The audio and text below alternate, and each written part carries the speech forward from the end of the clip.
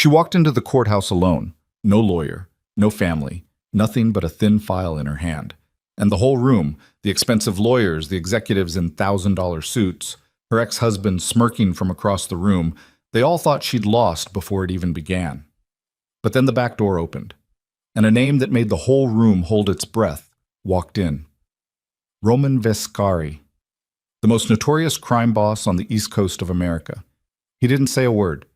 He just placed a sealed file on the table, and everything changed forever. Please like and comment with the city you're viewing from to let me know how far this story has progressed. The morning Marina Vale walked into Kellner County Courthouse. The sky was the color of old concrete, flat, gray, the kind of sky that promised nothing and delivered exactly that. She arrived 40 minutes early because she needed the time. Not to review documents, not to practice what she'd say. She needed the time to remember how to breathe without her chest locking up like a seized engine. She sat on a bench outside the main courtroom on the 4th floor and watched the hallway fill. Interns with laptops, reporters she recognized from the financial beats at 2 different networks, a camera crew arguing in low voices near the elevator bank. The marble floors amplified everything: footsteps, phone calls, the distant clatter of a cleaning cart, and she let the noise wash over her while she held her folder in both hands and focused on the weight of it. Thin, embarrassingly thin compared to what was waiting for her on the other side of those double doors. She hadn't slept in 31 hours. Her eyes felt like they'd been sandpapered from the inside. There was a coffee stain on her left cuff she hadn't noticed until she was already on the subway, and she'd spent 6 stops trying to decide if it mattered, if it would be the thing they focused on, the detail that would later appear in a caption somewhere. Disgraced executive arrives disheveled, claims fraud. She was 38 years old and she felt like 80. The double doors opened at 8:47. She stood, smoothed the front of her navy suit, the one she'd bought 3 years ago for a product launch that had generated $40 million in first quarter revenue, back when she still believed the company she'd helped build meant something, and walked in. The courtroom was already half full. She felt it the moment she crossed the threshold. That particular quality of silence that isn't really silence at all. It's a room full of people choosing not to speak while they assess you. She kept her chin level. She moved down the center aisle toward the plaintiff's table without looking right or left, though her peripheral vision cataloged everything the way it always had, the nervous habit she'd developed over years of walking into rooms that weren't built for her. Tristan was already seated at the defense table. He looked extraordinary, which she'd expected. He always looked extraordinary. That was part of what he was. A surface so polished you could see your own distorted reflection in it and mistake it for reality. Dark suit, silver tie, hair that cost more per month to maintain than most people's car payments. He had 2 attorneys flanking him and 3 more seated in the row directly behind, plus a pair of men in expensive watches whom Marina recognized as senior executives from Holloway Dynamics' Legal Affairs Division. The whole arrangement had the geometry of a fortress. Tristan caught her eye the moment she sat down. He smiled. Not a real smile. The performance of one. The corners of his mouth pulling back just far enough to register as contempt dressed up as pleasantry. And Marina's stomach turned the way it still did sometimes. Her body's stubborn insistence on remembering what it had once felt to misread that expression as warmth. Marina. He said her name like it was a mildly interesting piece of trivia. She didn't answer. She set her folder on the table, opened it, and pretended to review the first page even though she knew every word on it by memory. Someone in the gallery laughed. Quiet, quickly suppressed, but audible. She didn't turn around. The bailiff called the room to order at 9 on the dot, and Judge Patricia Okafor entered from the side door with the brisk efficiency of someone who had seen every variety of human wreckage and had decided decades ago to remain unmoved by it. She was in her late 50s, small, precise, with reading glasses she wore on a beaded chain around her neck, and a reputation for interrupting attorneys mid-sentence when they started editorializing. Marina had researched her extensively. It was the one advantage she had. This is a preliminary hearing in the matter of Vale versus Holloway Dynamics, the judge said, settling into her chair and reaching for a water glass. Ms. Vale is appearing pro se. Counsel for the defense, please identify yourselves for the record.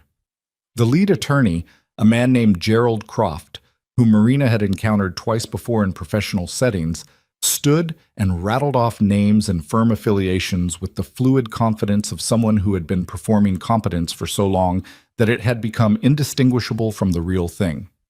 4 attorneys, 2 partners, 2 associates, one of the most expensive litigation firms in the state. Marina had a folder. She thought, this is fine. She did not believe it, but she thought it anyway because the alternative was to think about what the room looked like from the outside, and she couldn't afford that. Ms. Vale, Judge Okafor said, you've filed this action alleging wrongful termination, defamation, and financial misconduct. The court has reviewed your initial submission. Before we proceed, I want to be clear that the standards for evidence in a case of this complexity are substantial. Are you prepared to present? Yes, Your Honor. Very well. Mr. Croft, the defense has filed a motion to dismiss on 3 grounds. We'll address those first. Croft stood immediately, smooth as a closing door. He spoke for 11 minutes. Marina had timed his written arguments and estimated 11 to 13, and he landed at 11 flat, which told her he'd rehearsed it to the second. The motion was clean, technically sound, and designed to make her look not like a fraud victim, but like a disgruntled former spouse manufacturing grievances to complicate a divorce settlement that had already been finalized. It was effective. She could feel the temperature of the room settling into something that favored him. When it was her turn, she stood. Her voice came out steadier than she'd expected. Your Honor, the defense's motion characterizes this action as personal. I want to address that framing directly because it's the same framing that was used to remove me from Holloway Dynamics 3 years ago, and it's worth understanding how that technique functions. She paused. When someone inside a corporation discovers financial irregularities and begins asking questions, the most efficient way to neutralize them isn't to address the irregularities. It's to make the person asking the questions the story. My performance reviews went from exceptional to inadequate in a single quarter. My mental stability was questioned in internal communications I've since obtained, and I was ultimately forced out via a termination package that included a non-disclosure agreement I was told to sign within 48 hours. Judge Okafor's expression didn't change, but she leaned forward approximately half an inch. I did not sign it, Marina said. That's why I'm here.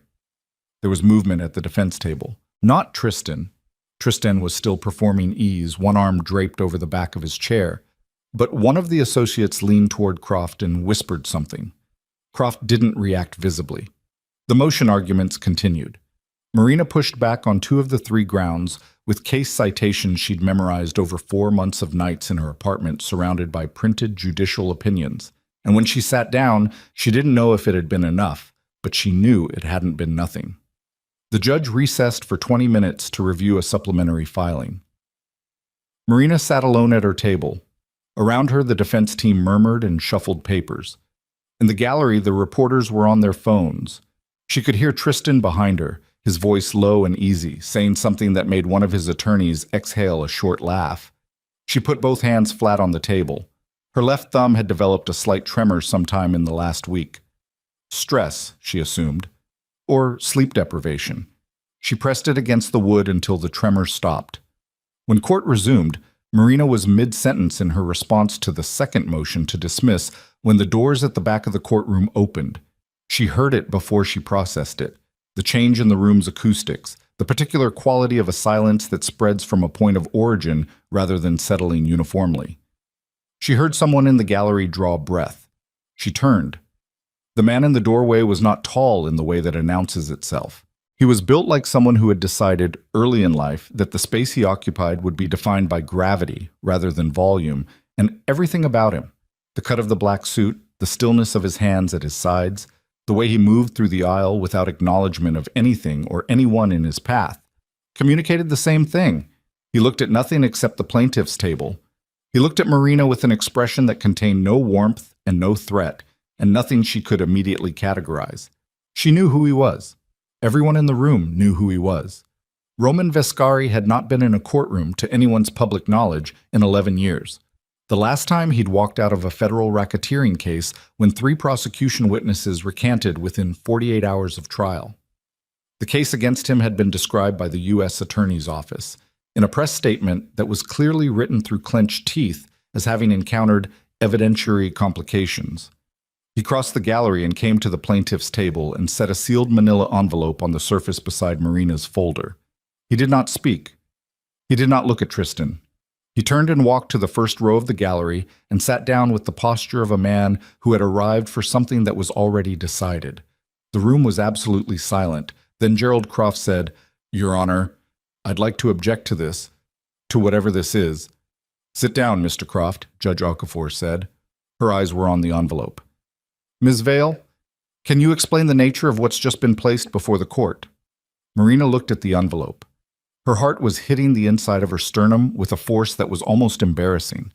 She had known this was possible. She had been told 2 weeks ago, in a conversation she still wasn't entirely certain had been real, that it was being arranged.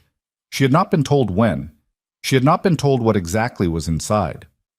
"Your Honor," she said, "I believe that envelope contains corroborating evidence relevant to my claims of financial misconduct."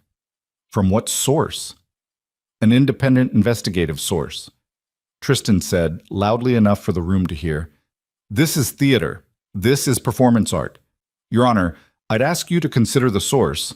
He gestured toward the gallery, toward Roman, and his voice was still performing confidence, but the performance had started showing its seams. "I don't know what kind of arrangement she's made with—" "Mr. Holloway," Judge Okafor's voice landed like a door closing. "You are not a party to this hearing in your personal capacity, and you will not address the court informally. Mr. Croft, please advise your client." She looked back at the envelope. "I'm going to have this logged as a potential exhibit and examine the contents before we continue. We're going to recess." In the back row, 3 men who had not been there before the recess were now seated with the particular quality of stillness that Marina, in her years navigating corporate environments, had learned to recognize. It was the stillness of people who were listening professionally. She did not know if they were federal agents. She did not know what they knew, or what they'd been told, or what their presence here meant for what came next. She looked at Roman Viscari. He was already looking at her. He said nothing. He didn't nod. But something in his expression shifted by a degree that would have been invisible to anyone who wasn't specifically watching for it, and Marina turned back to the front of the room and picked up her pen and wrote nothing on her legal pad because her hand had stopped working properly. The bailiff called the recess. The gallery broke into noise. And at the defense table, for the first time in 3 years, Marina Vale watched Tristan Holloway's face do something she had never seen it do before. He looked afraid. Not the cultivated concern he deployed at board meetings. Not the practiced gravity he'd worn at their divorce proceedings. Something that moved under his skin without his permission. Something that recognized a threat his money and his attorneys and his family name could not intercept. His father, Malcolm Holloway, who had entered the gallery near the end of the morning session and installed himself in the 3rd row with the gravitational force of someone accustomed to rooms reorganizing themselves around his presence, leaned forward in his seat. He was 71 and looked 60, the kind of sustained youth that costs money to maintain, and Marina watched him look at the sealed envelope on her table with the expression of a man calculating a loss. Marina's folder was thin, but the envelope was thick. In the hallway during recess, one of Tristan's attorneys moved toward her. She recognized him, the younger one, Marcus Selle, who was technically brilliant and politically calculating and had the smooth affect of someone who had learned to be ruthless at a very early age. He positioned himself at her elbow like he'd simply ended up there by coincidence. "You know what you're doing," he said quietly. Not a question. "I know what I'm doing," she agreed. "He'll come after everything. After today, whatever happens in there, he will come after everything connected to you. That's not a threat. I'm not authorized to make threats. I'm giving you accurate information about the man I work for." Marina looked at him. His face was careful, professional. She had the distinct sense that he was not, in this moment, entirely comfortable being Marcus Selle. "Tell your client," she said, "that he should have thought about that before he forged the transfer authorizations." Something shifted behind Selle's eyes. It was small, but it was there, and Marina filed it. He walked away without another word. She stood in the corridor for a moment, alone in the crowd, reporters at the far end filming a stand-up, Tristan's entourage clustered near the water fountain speaking in urgent undertones. She could feel the day changing around her the way weather changes. Not visibly yet, but in the pressure, in something atmospheric that registered before the evidence arrived. Her phone buzzed. She looked at it. A text from a number she didn't recognize. "The rest arrives this afternoon. Stay in the room." She looked up. Through the window at the end of the hall, the city stretched in every direction, all concrete and distance. She thought about the first time she'd sat across from Tristan Holloway in a conference room on the 22nd floor of a building that no longer existed under its original name 5.5 years ago, and he'd slid a business plan across the table and said, "Tell me what's wrong with it." And she had, systematically, for 45 minutes. And at the end of it, he'd looked at her with something she'd read as admiration and said, "You're going to help me build something real." She had believed him. That was the part that still lived in her chest like a splinter that had worked its way too deep to remove. Not the fraud, not the humiliation, not the years of being referred to in financial media as the unstable ex-wife of a corporate visionary. What lived in her chest was the memory of having believed him, of having been the kind of person who could be made to believe something like that. She was still that person, but she was also the person who hadn't signed the NDA.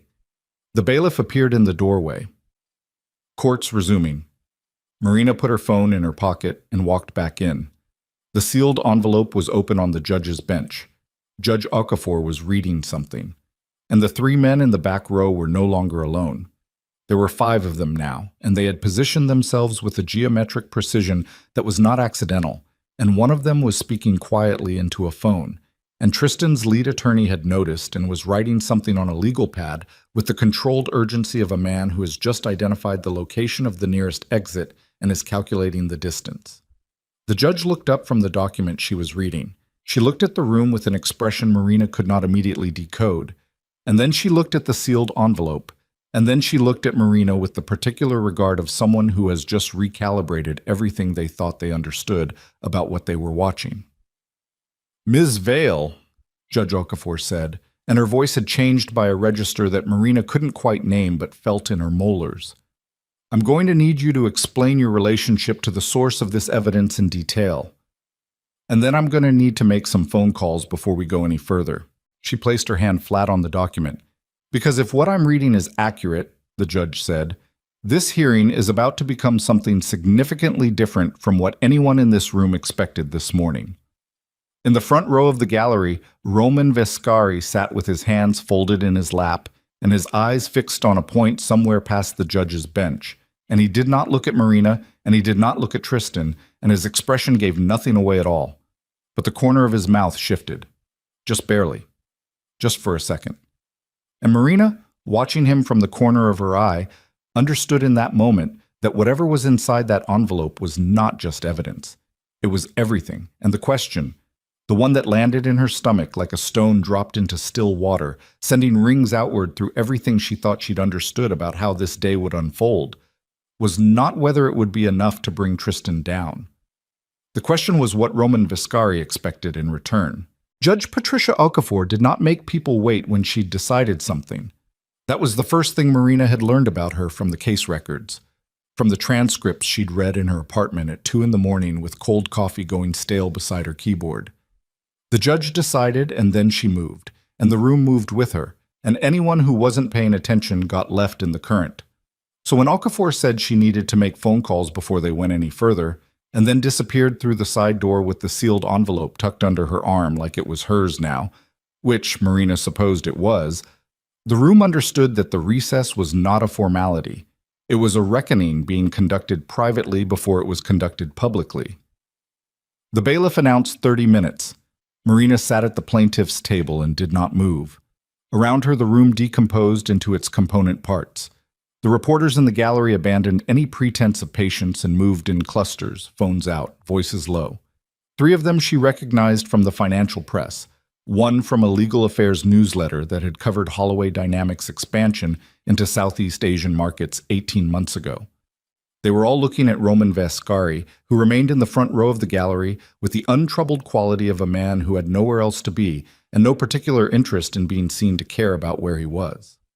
Gerald Croft crossed to the plaintiff's table without being invited. "Ms. Vale." His voice was the kind of quiet that required effort to maintain. "I want to speak with you directly, without the record running." The record's not running, she said. We're in recess. I'm aware. He pulled out the chair beside her, the chair where a co-counsel would sit, if she had one, and sat in it with the deliberate casualness of a man who wanted to appear relaxed and was not. Up close, Gerald Croft had the eyes of someone who had spent decades in rooms where the furniture got rearranged without warning, and he'd learned to track the exits. Right now, he was tracking her. Whatever's in that file, he said, it's going to complicate things for everyone. That's the idea. I'm not talking about Tristan. He kept his voice even. I'm talking about you. Viscari doesn't do things without expectation of return. You know that. Everybody in this building knows that. And whatever you've agreed to, I haven't agreed to anything. Croft looked at her for a long moment. Not hostile, something closer to the expression of a man doing arithmetic. The envelope arrived with his presence. That means he's vouching for it personally. That means when whatever's in there starts pulling threads, some of those threads are going to have his fingerprints on them. And when that happens, you're the one who's standing next to him in the public record. Marina said, Are you worried about your client or about your firm's relationship with the Holloway family's retained counsel going back 14 years? Croft's jaw tightened, just slightly. I'm giving you professional courtesy. You're trying to determine how scared to be. He stood. Replaced the chair with the precision of someone who needed to do something with his hands. The judge is going to ask where that evidence came from. She's going to push on sourcing. And if Viscari's network is in the chain, then we'll address that, Marina said, when we address it. He walked back to the defense table without another word. Marina exhaled slowly through her nose. Her hands were flat on the table. She could feel the pulse in her fingertips. She became aware, in her peripheral vision, of movement in the front row of the gallery. Roman had stood. He was walking toward the low barrier that separated the gallery from the well of the court with the measured pace of someone who'd decided something. He stopped at the railing. Walk with me, he said. It wasn't a request. It also wasn't exactly a command. It landed somewhere in between, in the register of someone who was accustomed to being accompanied and didn't see the need to frame it differently. Marina looked at him. We're in recess. I'm not leaving the room. The hallway. 15 feet. She stood. The hallway outside the courtroom had thinned since morning. A few reporters near the elevators, a bailiff at the far end, the ambient noise of the building operating around the specific stillness of this floor. Roman walked to the window at the end of the corridor and stopped with his hands in his jacket pockets and looked out at the city and said nothing for a moment. Marina stood beside him and waited. Croft talked to you, Roman said. Yes. What did he want? To know how scared to be. Roman nodded slowly, like this confirmed something. He should be moderately scared, not for the reasons he thinks. He turned from the window. In the corridor light, he looked different than he had in the courtroom. Less abstract, more specific. He had a scar along the left side of his jaw that she hadn't noticed before, a thin, pale line that his beard didn't quite conceal. His eyes were dark and carried the particular quality of attention she'd noticed the first time she'd met him, 2 weeks ago, in the back room of a restaurant in a part of the city she didn't normally go to, the quality of someone who was never not assessing distances. The evidence in that file is clean. The sourcing is documented. Nothing in there connects to anything that will create problems for you legally.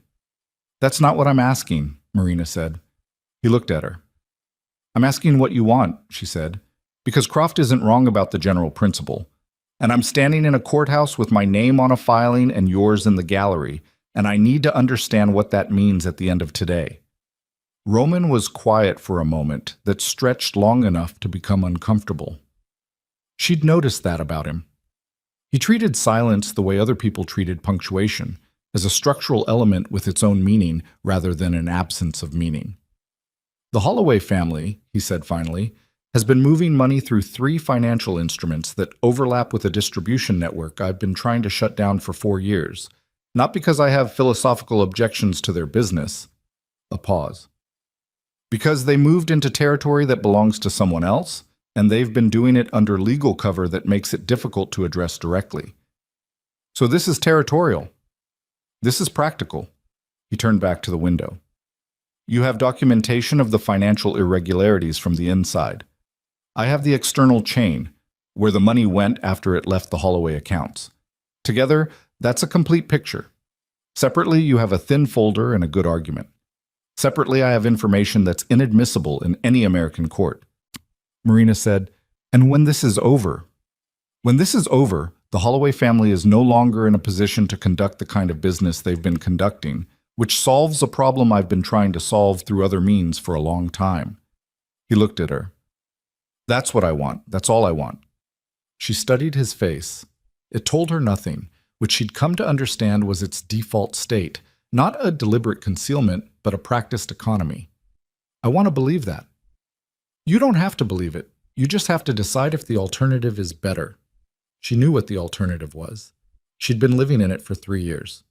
The thin folder, the apartment walls covered in printed documents, the incremental erosion of a life she'd built from nothing into something real, dismantled piece by piece by a man who smiled the same way whether he was closing a deal or destroying one.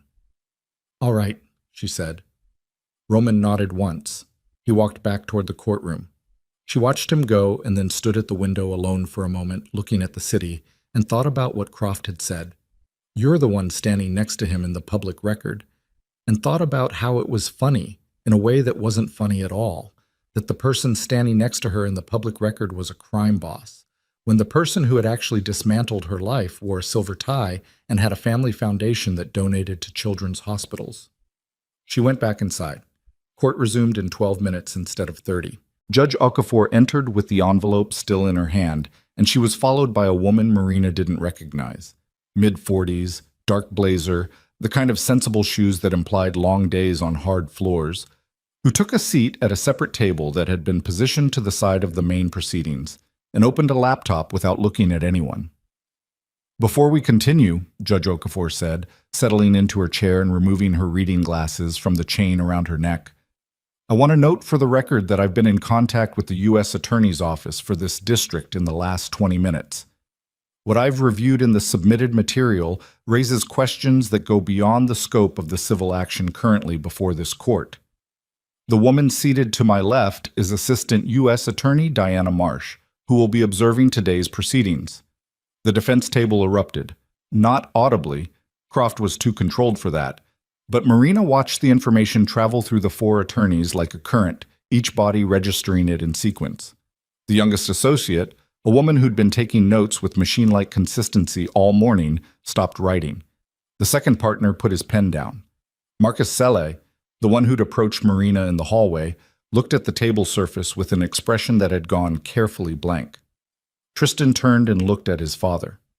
Malcolm Holloway, in the 3rd row of the gallery, was looking at AUSA Marsh with the expression of a man watching a weather system materialize indoors. He was 71 and had been in rooms like this before, not as a defendant, not officially, but in the proximity of proceedings that had implications for his family's wealth. He had the posture of someone who had always believed that money created a kind of atmospheric pressure that kept certain things at a certain distance. That pressure was, visibly, doing something different today. Mr. Croft, the judge said, I want to proceed with Ms. Vale's presentation of the evidence she's prepared to submit. Afterward, I'm going to open the floor to questions about the materials in the submitted file. Ms. Marsh will have the opportunity to address the court at the appropriate juncture. She looked at her notes. Ms. Vale, please continue. Marina stood. She had prepared for a version of this day that looked nothing like what the day had become.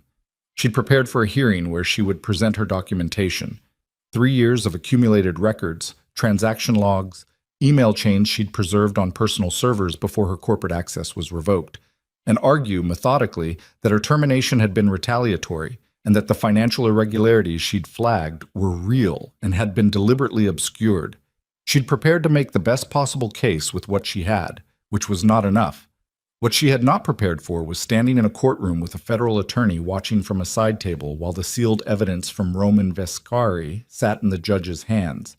And she had not prepared for the way the room's energy had reorganized itself so that she was no longer the underdog managing a losing position, but something else, something she didn't have a clean word for yet.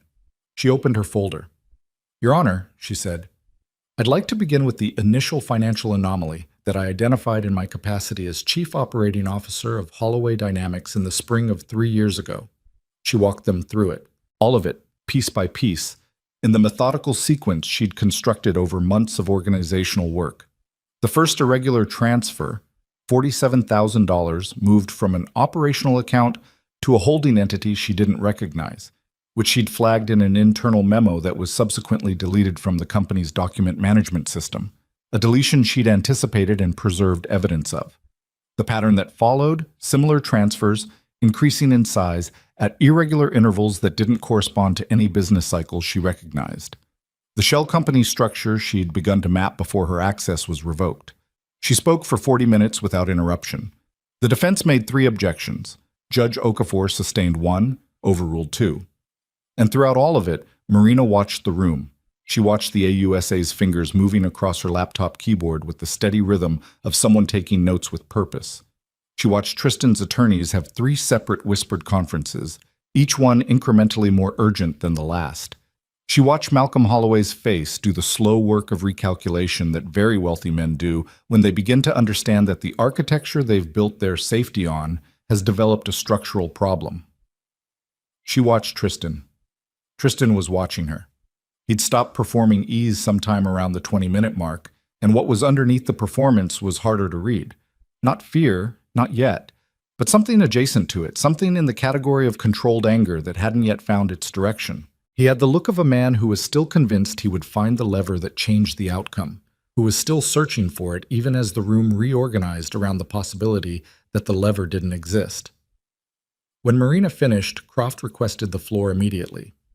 "Your Honor, the documents Ms. Vale has presented today are—" He paused, and in the pause, Marina heard him making a choice in real time. Several of these documents are versions of records that exist in Holloway Dynamics' official archive, and we would argue that the versions Ms. Vale has presented may have been altered. "Are you alleging evidence fabrication?" Judge Okafor asked, and her voice had the quality of a door held carefully open. "We're questioning the chain of custody. That's a different allegation, Mr. Croft. Be specific." Croft said, "We'd request the opportunity to authenticate the documents before they're admitted. That request is noted and will be addressed through standard procedure. Is there anything else before I move to the submitted file?" There was a beat of silence. Tristan spoke. He did not confer with his attorneys first. He turned forward and said, in a voice that was aimed at the room rather than the judge, "This whole thing is a setup. She's been working with Vescari for months. You have a mobster sitting in the gallery delivering evidence to my ex-wife's civil case, and everyone's acting like that's—" "Mr. Holloway." Okafor's voice was not loud. It didn't need to be. "If you speak again without being addressed, I will have you removed. That is not a preliminary warning. That is the warning." Tristan closed his mouth. The muscle in his jaw worked once. Croft put a hand briefly on Tristan's arm. "A professional gesture, the kind that communicates I am doing my job and you are not helping me do it without requiring words." Judge Okafor opened the sealed envelope. She'd already read it once, Marina understood, whatever she'd done in those 12 compressed minutes during the shortened recess. But she read it again now, slowly, with the courtroom waiting in the kind of silence that has weight. She turned 3 pages, then a 4th. Then she stopped and looked at something for long enough that the room's silence started to develop texture. She set the document down. "Mr. Croft," she said, "I'm going to need to ask you a question, and I need you to answer it carefully. Are you aware that Holloway Dynamics maintains financial accounts at 3 offshore institutions in jurisdictions with limited disclosure obligations to U.S. regulatory bodies?" Croft's face did nothing visibly, but his left hand, resting on the table, closed into a fist so gradually that only someone watching for it would have noticed. "Your Honor, questions of corporate financial structure.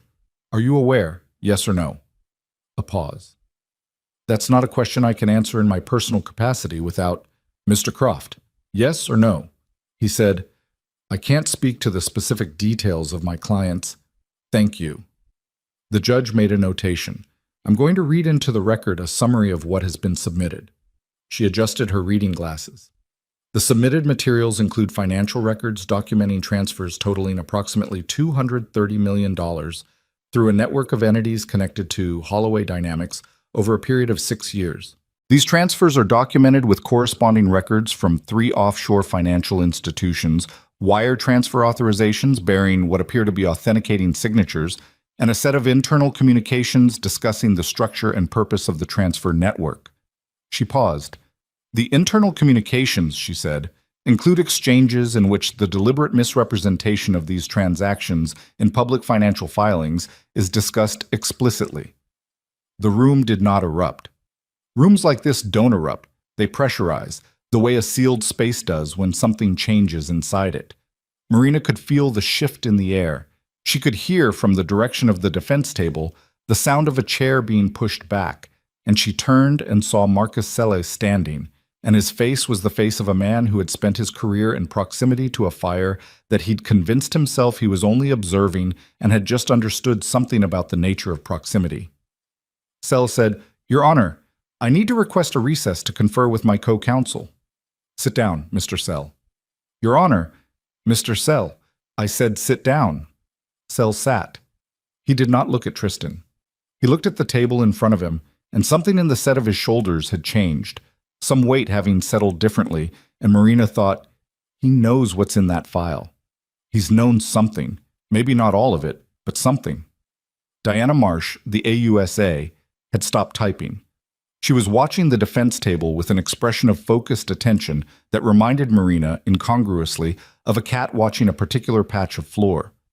Tristan said to Croft, in a voice low enough that he may have believed it wasn't carrying, "Call my father's attorney. Do it now. The other one, not Reinhardt, the one in D.C. "Tristan." Croft's voice was barely a sound. "Now, Gerald." "Tristan."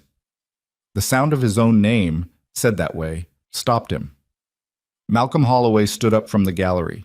He was a man accustomed to exits, strategic ones, timed exits that occurred before things became irrevocable. He had the instincts of someone who had spent 70 years understanding when a room was about to become something he preferred not to be in. He moved toward the aisle with the unhurried quality of a man who was not fleeing. "Mr. Holloway." The judge's voice stopped him before he reached the end of the row. "Malcolm Holloway, please remain seated." Malcolm looked at the judge, then at the 2 men who had, at some point in the last few minutes, moved from the back row to positions near the courtroom exits. He looked at them the way he would look at something he recognized and had hoped not to see. He sat back down.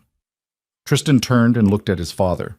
Malcolm Holloway looked back at his son with an expression that Marina had to look away from, because it was the expression of a man who was deciding in real time where the boundary of his own survival ran and what it would cost him to draw it. She looked at Roman instead. Roman had not moved.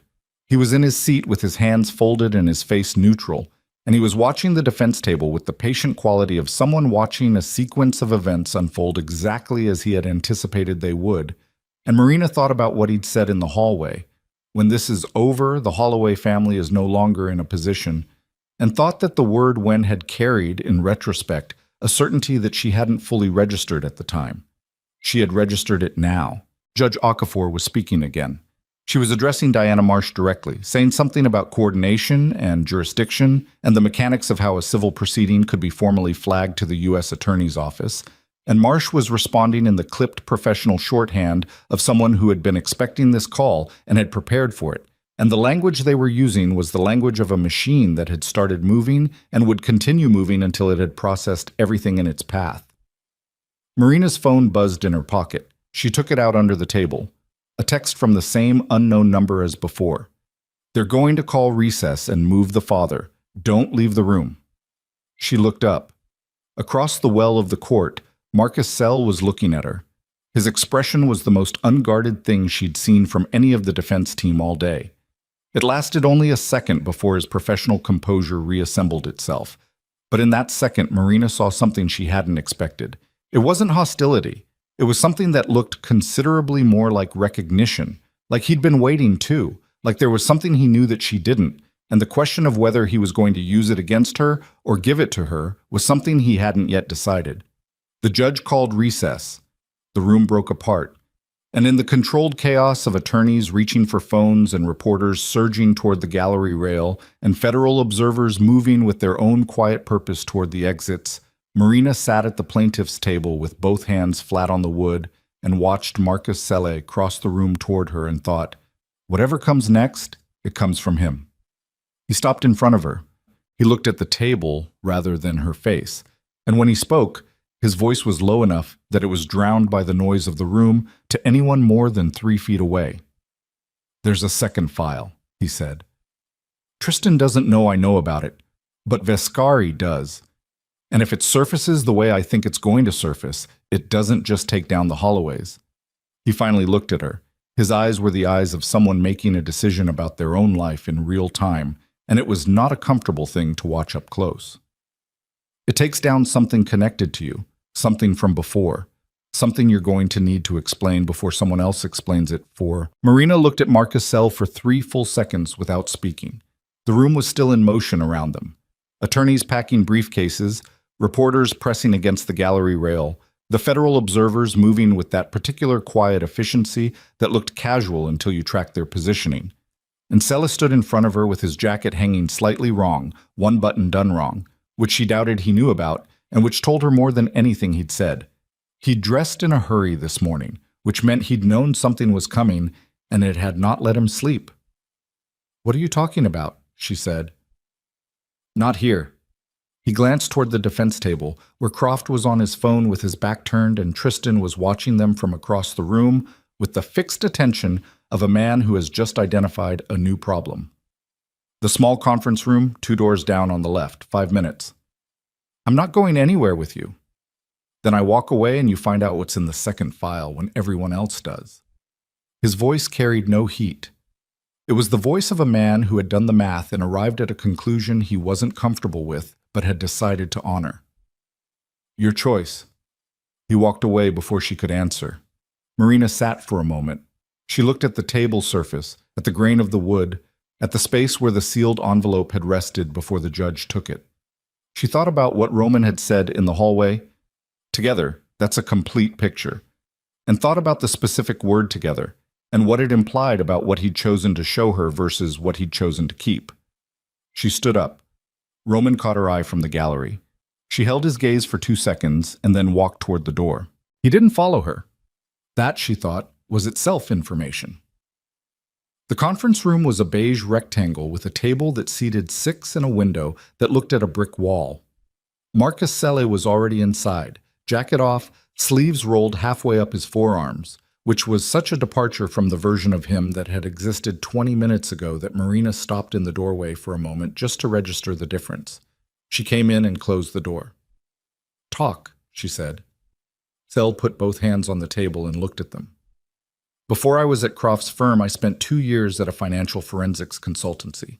We did contract work for institutional clients, banks, insurance companies, occasionally government entities. One of our engagements, 4 years ago, was a due diligence review of a mid-sized fund that was being acquired. I don't need the preamble. The fund was called Valton Capital. It was being acquired by a holding group.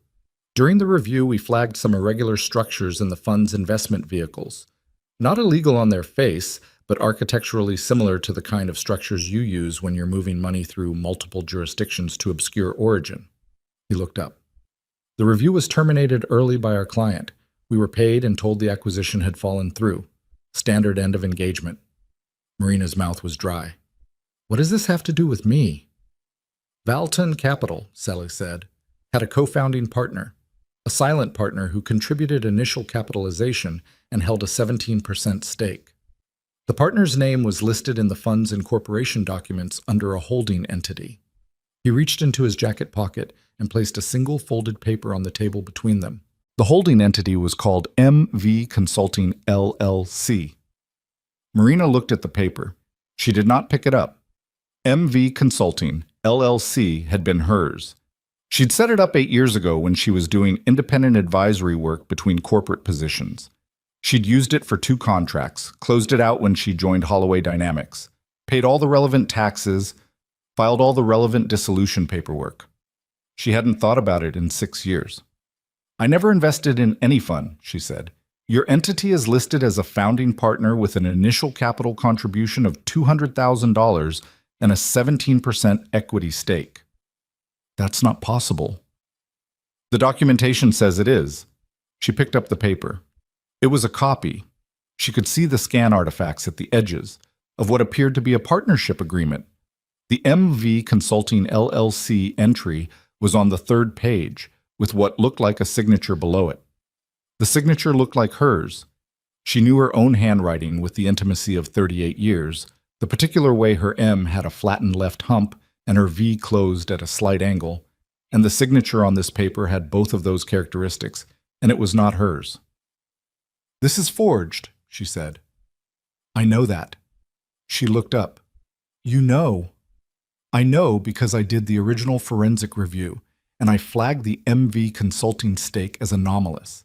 It had been added to the documentation after initial filing, and the metadata on the digital version showed a modification date that didn't match the alleged signing date. I put it in my report. My report was buried when the engagement was terminated, and He stopped, pressed his lips together. "I let it go. I needed the referral from that client for the next engagement.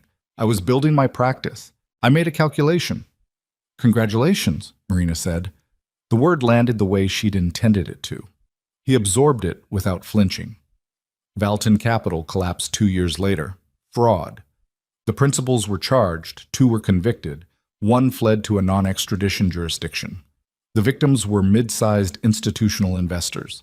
The total loss was somewhere around $80 million, and MV Consulting is in the record as a founding partner. As a founding partner who made an initial capital contribution, which means, in the current legal framing, a potential co-conspirator in the fund structure. Marina set the paper down. She was aware of her own breathing, the specific rhythm of it, the way it had gone slightly too deliberate, the way her body was managing what her mind hadn't fully processed yet. She thought about the 3 years of documentation in her folder, the 4 months of legal research, the morning she'd walked into this courthouse with nothing but a thin file and the complete conviction that the truth, when properly organized and presented, would function like a key. "Roman knows about this," she said. It wasn't a question. Selle nodded. "And the second file." She organized the words carefully. "The one you said Vescari knows about. That file contains the Valaton Capital documentation with my entity in it." "I believe so, yes. Why hasn't he surfaced it?"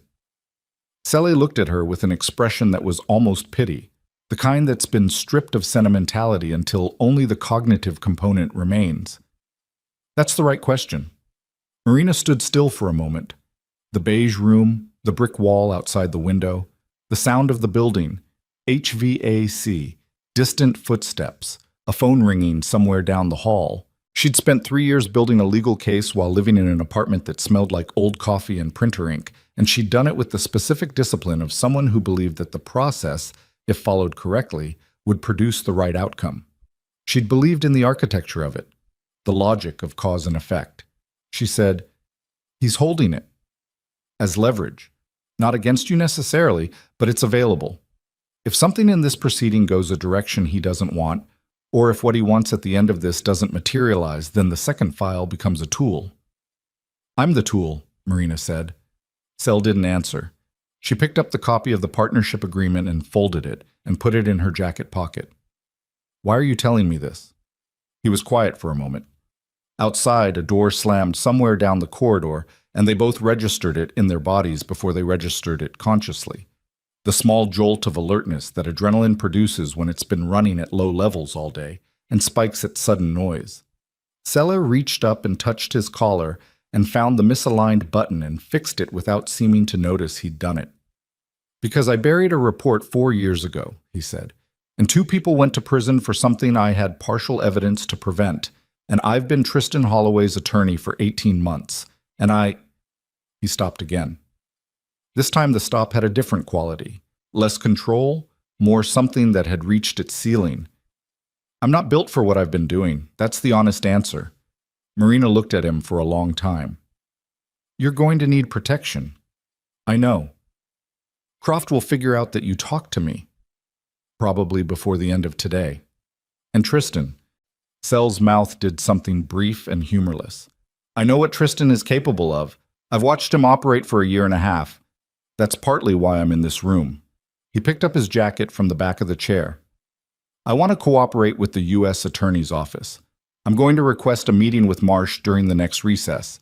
I'm telling you now because whatever Vescari does with the second file, you need to be ahead of it." He walked to the door. Marina said, "Sela." He stopped. "The forged signature on the Valton documents. Do you know who put my entity in the filing?" He turned. His face had settled into something that was almost relief. The exhausted relief of someone who has been carrying a specific weight and has just set it down. The Valton principals had a financial consultant who structured the fund documentation. That consultant later went to work, in a different capacity, as a financial advisor to Holloway Dynamics. The consultant's name, when he said it, was a name Marina recognized. A name she connected immediately to a face. A man she'd sat across from in a glass-walled conference room in the 4th month of her time at Holloway Dynamics, who had explained the company's financial architecture to her with the easy fluency of someone who knew every room in a building because he'd helped design it. His name was Philip Sarant, and Philip Sarant had been her direct recommendation to Tristan. She had introduced them. Sel left.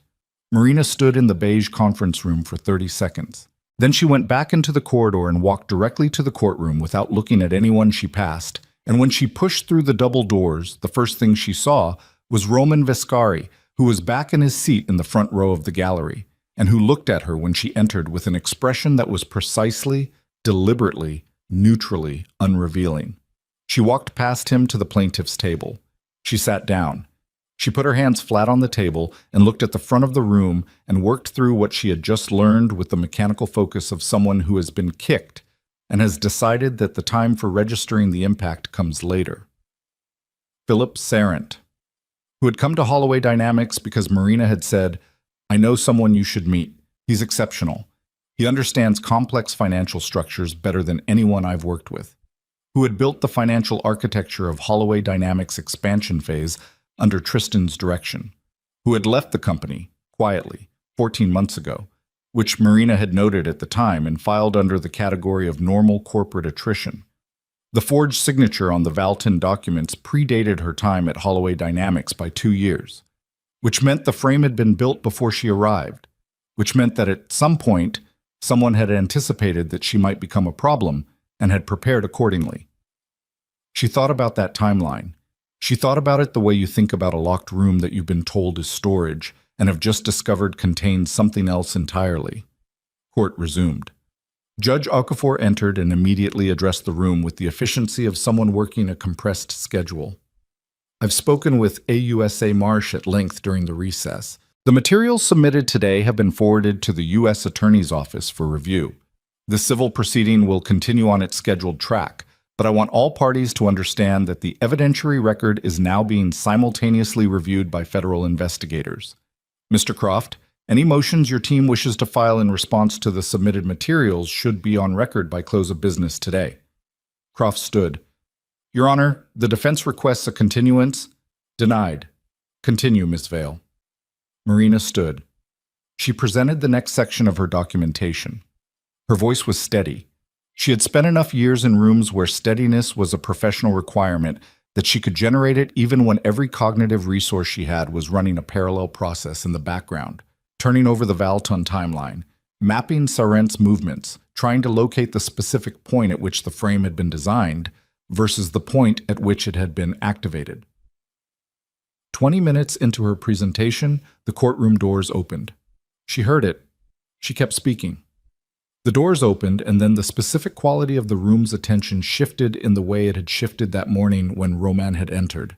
That spreading, contagious attention that a room develops when something has arrived that changes the coordinates. She stopped speaking. At the back of the courtroom, flanked by 2 men in the particular unremarkable suits of federal law enforcement, was Philip Sarant. He was 61, and he'd aged in the way that some men aged when the structures that supported them collapsed. Suddenly, visibly, the years arriving in a cluster rather than one at a time. He had been, in Marina's memory, a man who wore his confidence like a second skin. The man standing in the back of the courtroom wore his own face like something borrowed. He saw Marina. The contact lasted less than a second before he looked away.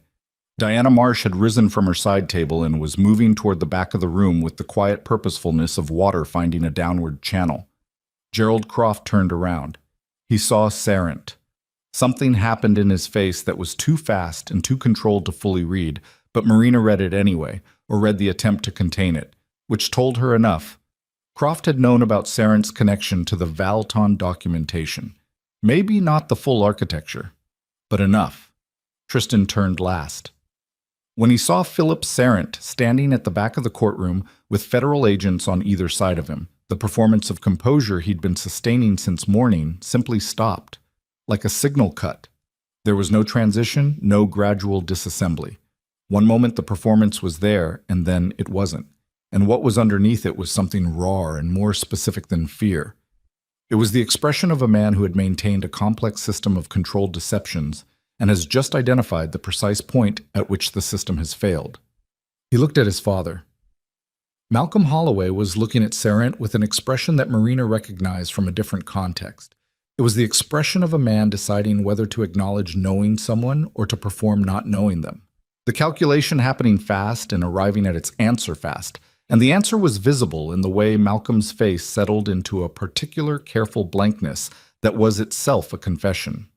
Tristan said to Croft, in a voice that was no longer performing anything, "Why is he here? Why is he here right now, Tit?" Tristan, stop talking. Gerald, stop talking. Judge Okafor said from the bench, "Mr. Croft, control your client." Marsh was speaking quietly to the agents near Sarent. Sarent was looking at the floor with the concentrated focus of someone managing the physical dimensions of a very bad moment, the specific posture of a person who has arrived somewhere they knew they were going to arrive but had not fully prepared for the reality of the arrival. Marina looked at Roman. Roman was watching Sarent with an expression she had not seen on his face before. Not satisfaction, something colder and more focused than satisfaction.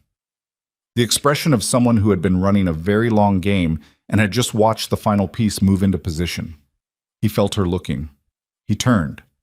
And Marina understood, in the specific quality of that look, that she had been wrong about the shape of what was happening.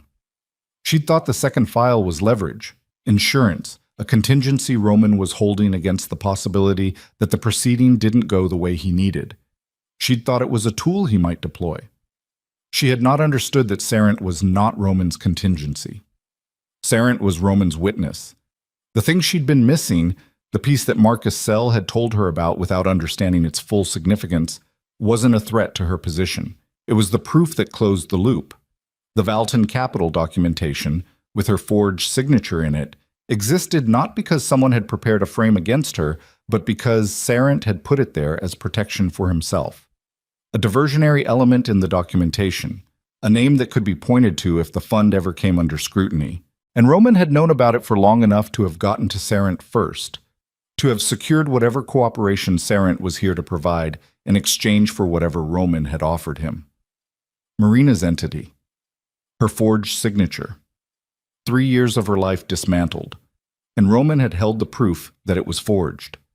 He'd held it, and he'd brought it to this courtroom today, with Sarent in tow, and the question she should have asked in the hallway, the one she hadn't known to ask yet, was how long he'd had it, whether he'd had it before she ever walked into that restaurant, whether this day, this courtroom, this proceeding had been constructed around her rather than with her.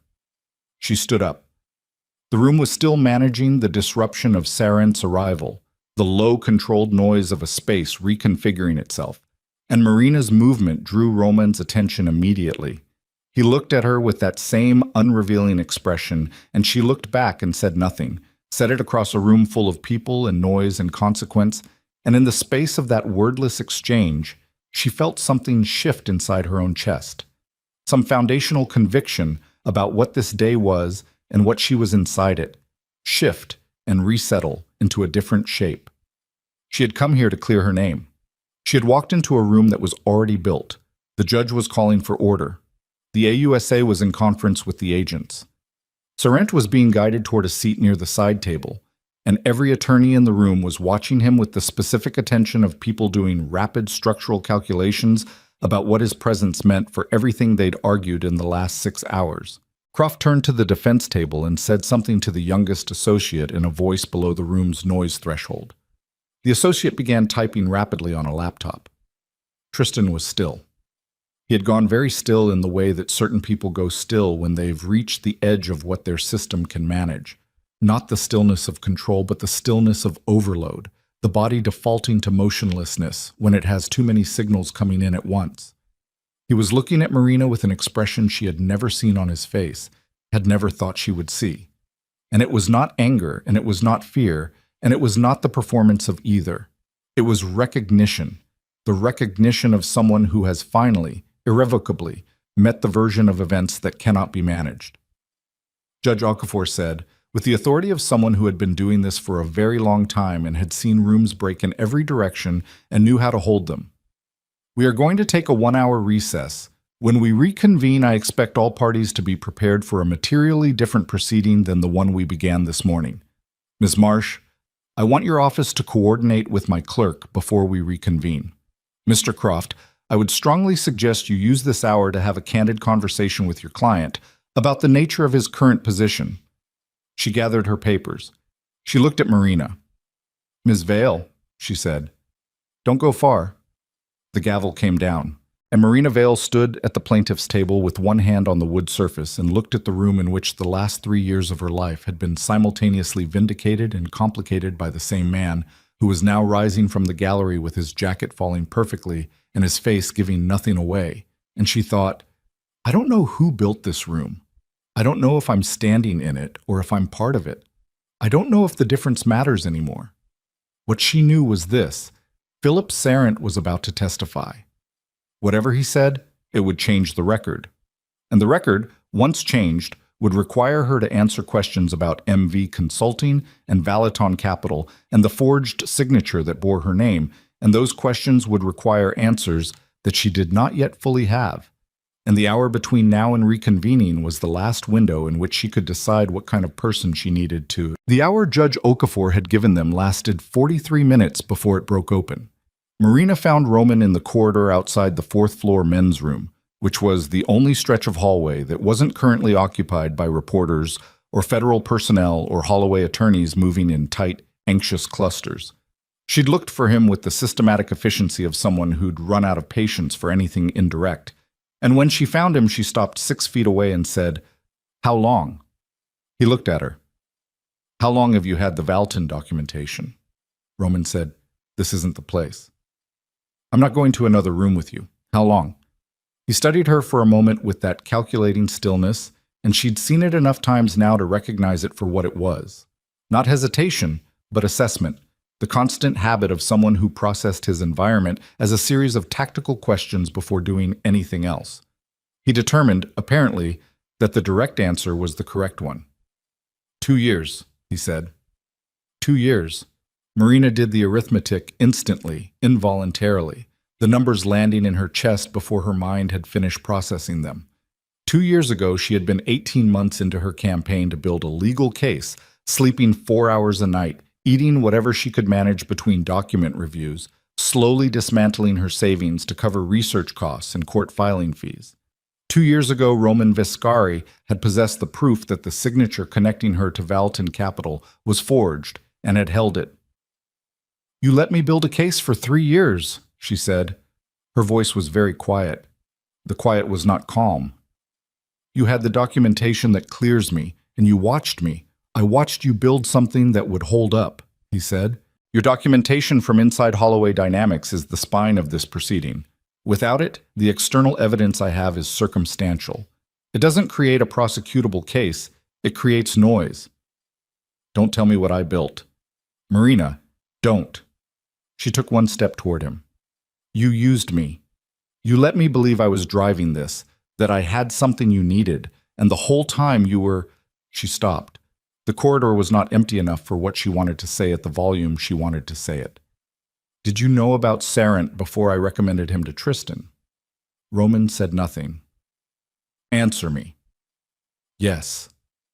The word arrived simply, without apology or elaboration, and Marina felt it the way you feel a step that isn't there. The falling sensation, the body's sudden reckoning with a depth it hadn't expected. "You knew he'd embedded the forgery," she said. "You knew my entity was in the Valton documents. You knew I was walking into a company where someone had already built a frame around my name. And you—" She stopped again.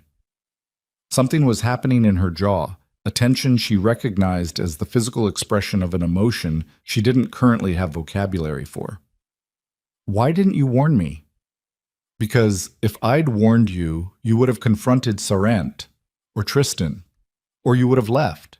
He said it evenly, with the particular flatness of someone who has thought through an argument to its conclusion and is presenting the summary rather than the work. The frame only becomes evidence of the frame if you're inside it long enough to document what you find.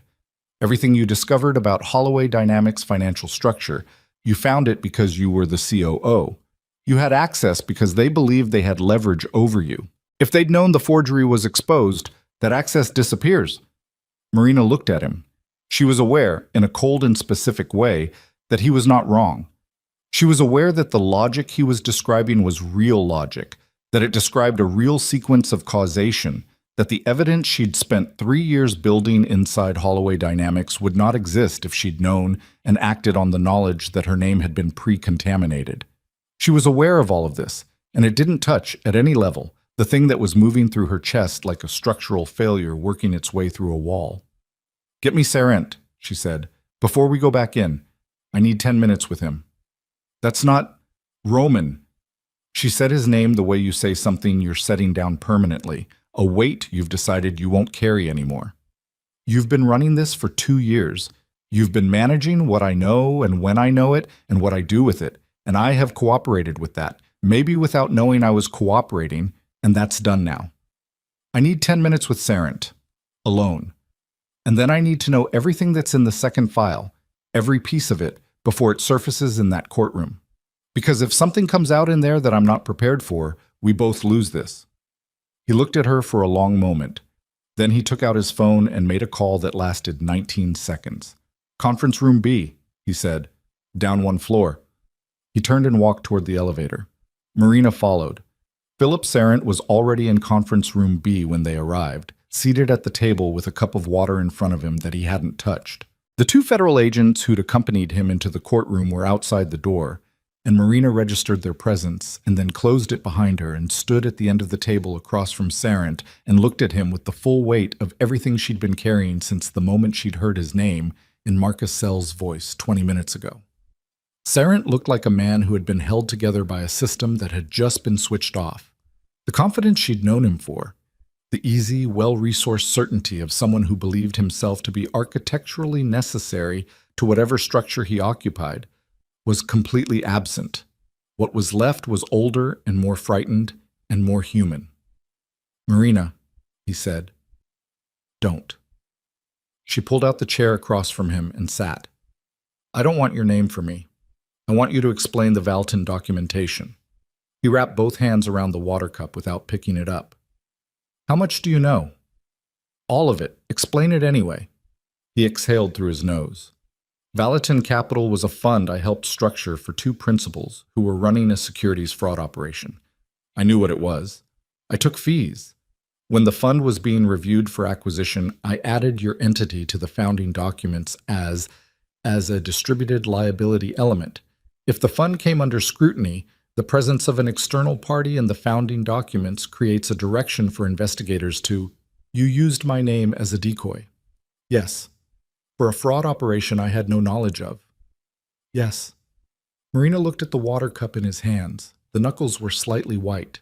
She thought about everything she'd done since leaving Holloway Dynamics. Every night in the apartment, every document printed and organized and cross-referenced, every morning she'd woken up with the knowledge that her professional reputation had been characterized as the product of instability and grievance. Every time she'd been referred to in a financial publication as the disgraced ex-wife of Tristan Holloway, and she thought about the fact that sitting across from her was one of the components of the architecture that had made that possible. "Why are you here today?" she said. "What did Roman offer you?" Sarant's eyes moved to Roman, who was standing by the door with his arms at his sides and his expression doing nothing. "Testimony in exchange for consideration on the cooperation side of my own exposure," Sarant said. "The Valton fraud case was never fully closed. 2 principals convicted, 1 fled. I was never charged. I'd structured my involvement carefully, but the exposure exists. Viscari's people found the documentation connecting me to the forgery, and he squeezed you, Marina said. Sorrent looked at the table. He offered terms. What terms? Full cooperation with today's proceedings, testimony confirming the forgery of your signature in the Valaton documents, and providing the original unmodified filing that predates the alteration. In exchange, Viscari's attorneys coordinate with the U.S. Attorney's Office on my cooperation agreement for whatever prosecution emerges from today. He paused. I also implicate Tristan Holloway directly in the decision to activate the forgery as leverage against you once you became a liability to the company. Marina went still. Tristan knew about the forged signature. He found out 14 months ago. When he was deciding how to handle your termination, his financial team ran a full background review on you. They found the Valaton documentation and understood immediately what it was. Instead of telling you or removing it, Tristan, Sorrent's voice did something brief and involuntary. He saw it as an asset. He kept it as insurance.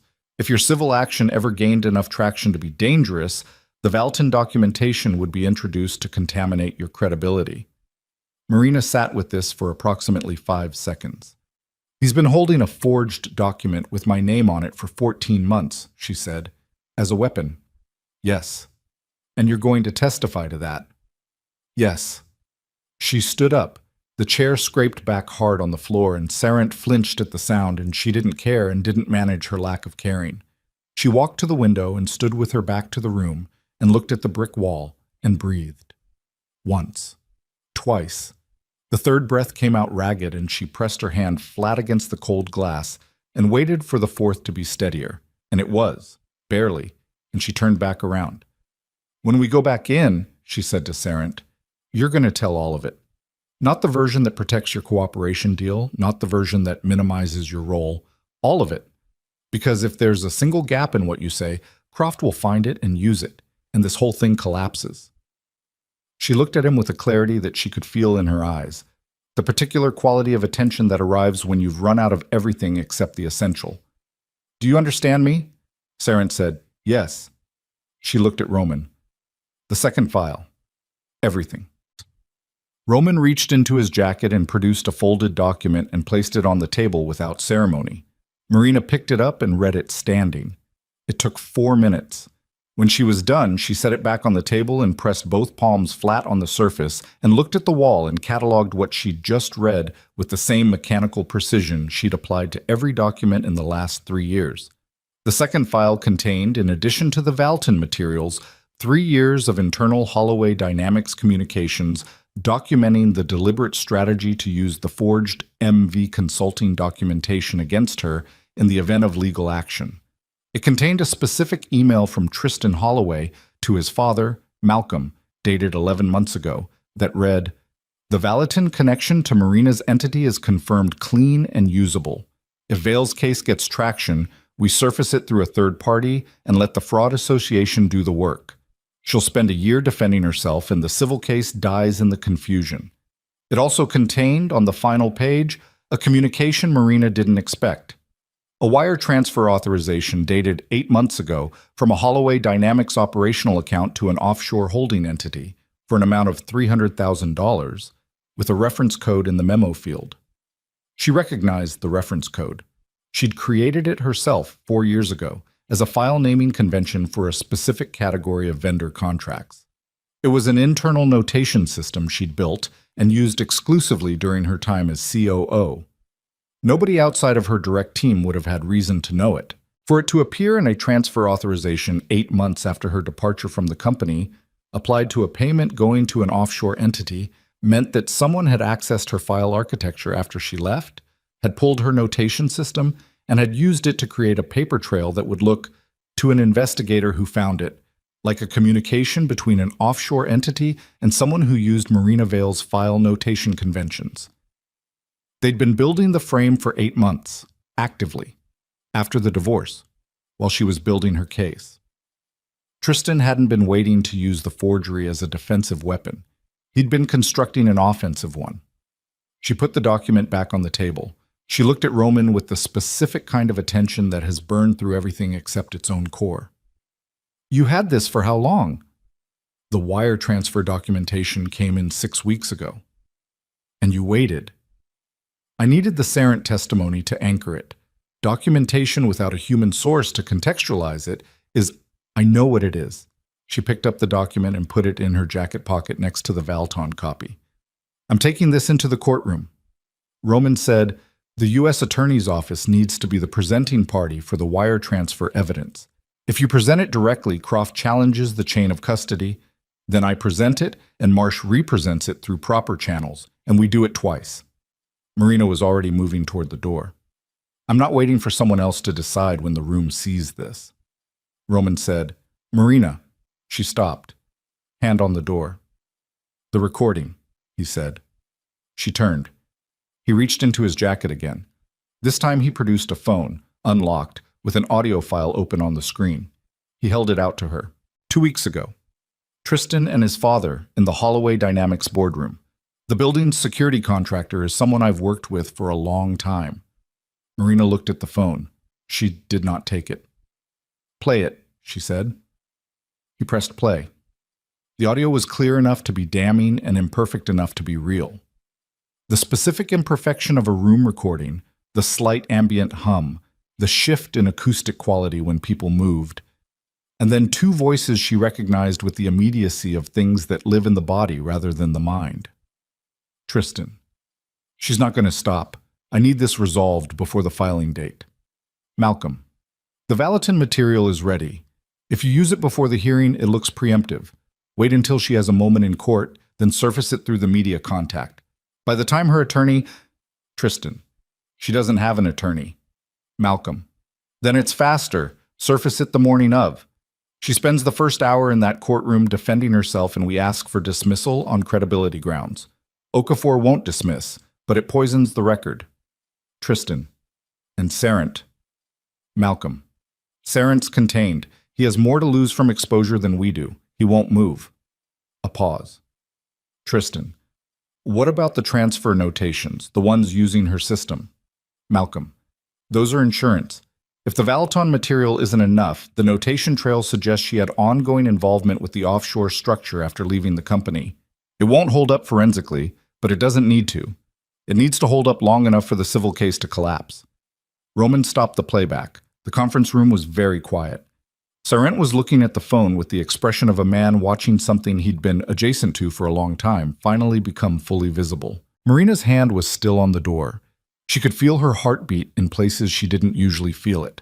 Her throat, the back of her wrists, the specific arrhythmic quality of a cardiovascular system that has been operating under sustained stress and has just been handed one more thing to process. She thought about Malcolm Holloway in the gallery this morning. The man who had organized his son's defense with the same precision he'd organized everything else in his life, who had sat in the third row with the gravitational confidence of someone who believed that wealth, properly deployed, was a force that didn't bend to proceedings like this one. She thought about Tristan's face when he'd seen Philip Sarant walk through the door. She said to Roman, I need that recording authenticated and in Marsh's hands before we go back in. It's already been sent to her office. When? 20 minutes ago. Marina opened the door. The federal agents were still in the corridor. She looked at them. Mr. Sarant is ready to go upstairs. One of them looked at her with the neutral professional attention of someone who had been told to expect this and had no further questions. Marina walked to the elevator and pressed the button for the 4th floor and stood in the elevator alone for 30 seconds while it rose.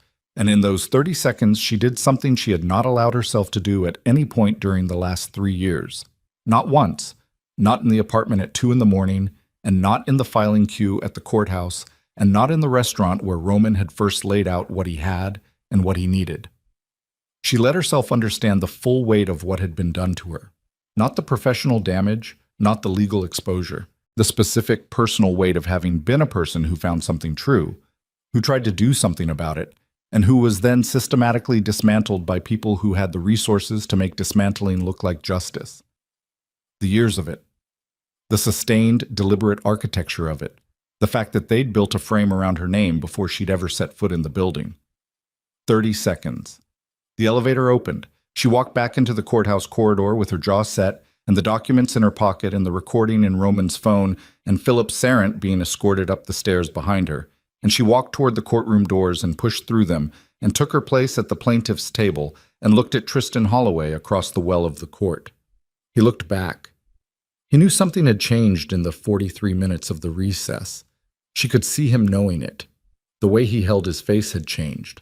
That last layer of cultivated control was still there, but it was working harder, visibly, the way a structure works harder when the load it's bearing increases beyond its design specification. Croft was at the defense table with his phone face down in front of him and both hands folded on the table in the deliberate posture of a man who has stopped trying to manage outcomes and is now managing only himself. Marcus Sella was not at the defense table. Marina looked for him in the gallery. He wasn't there either. She turned to the bailiff nearest to her and said quietly, "Where is Marcus Sell?" The bailiff said, "The gentleman left the building approximately 20 minutes ago accompanied by 2 individuals from the U.S. Attorney's Office." Marina nodded. Selle had made his call. He'd walked out of the proceeding and into whatever arrangement he'd negotiated with Marsh, which meant his testimony was being processed outside the room, which meant it would arrive in here as something formal and procedurally clean rather than as a courtroom surprise. He'd done it right.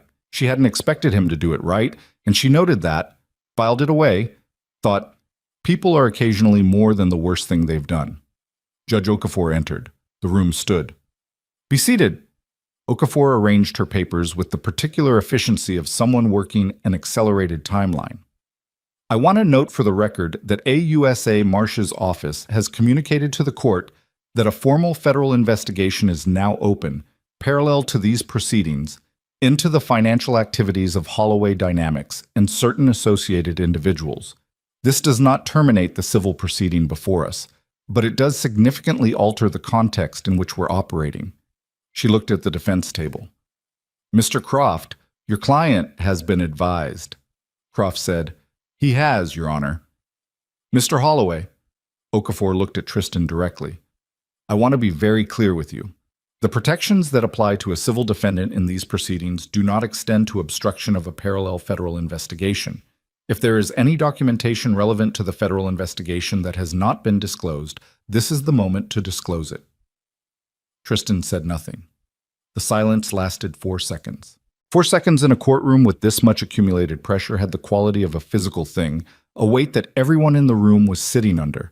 And at the end of those 4 seconds, Tristan looked at Gerald Croft, and Croft gave a single microscopic shake of his head that meant, "Do not speak," and Tristan looked back at the judge and said nothing. The doors at the back of the courtroom opened. Philip Sarant walked in with the 2 federal agents and took a seat at the side table that had been added to the room's configuration during one of the recesses. Diana Marsh entered directly behind him and went to her table and opened her laptop and typed something quickly before looking up. At the defense table, Tristan's second partner attorney, a man named Bauer, whom Marina had barely registered all day because he'd been the quietest of the 4, leaned toward Croft and said something in a voice low enough that Marina couldn't hear the words but could hear the urgent consonants of them. And Croft's response was a single syllable that closed the conversation. Malcolm Holloway, in the gallery, had his phone in his hand. One of the federal observers from the back row moved down the aisle and stopped at the end of Malcolm's row and stood there. Malcolm looked at the observer, looked at his phone, put the phone in his jacket pocket. The observer remained where he was. Judge Okafor said, "Ms. Vale, the court is ready to hear from your next witness. I understand a witness has been made available." Marina stood.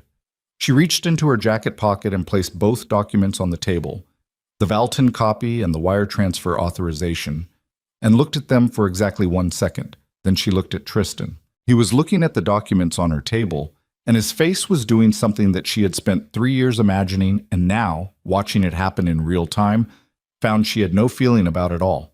Not satisfaction, not vindication, not the completion of anything. Just a clear and unobstructed view of a man who had made a series of choices and was now at the point in the sequence where the consequences of those choices arrived.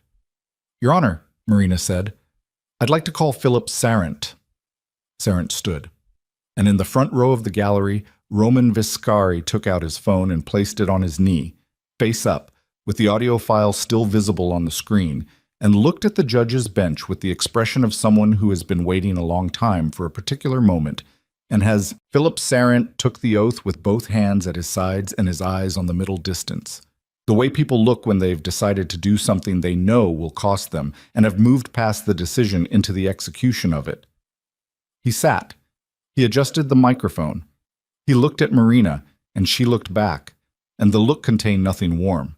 It was the look of two people who had been on opposite sides of the same damage for a long time and were now, for reasons of their own, on the same side of a different table. Judge Okafor said, "Ms. Vale, you may proceed." Marina stood. She asked her first question. Sarant answered it. What followed was not dramatic in the way that courtroom scenes are dramatic in the imagination. No outbursts, no gasps, no moments of theatrical revelation. What followed was methodical and grinding and precise. The slow work of a man dismantling something he'd spent years constructing, piece by piece, with the specific care of someone who understood that the value of what he was doing depended entirely on its accuracy. He described the Valaton capital structure. He described his role in it. He described the decision to add MV Consulting, LLC, to the founding documents and the mechanism by which he'd altered the filing. He described the metadata, the dates, the digital fingerprint of the modification.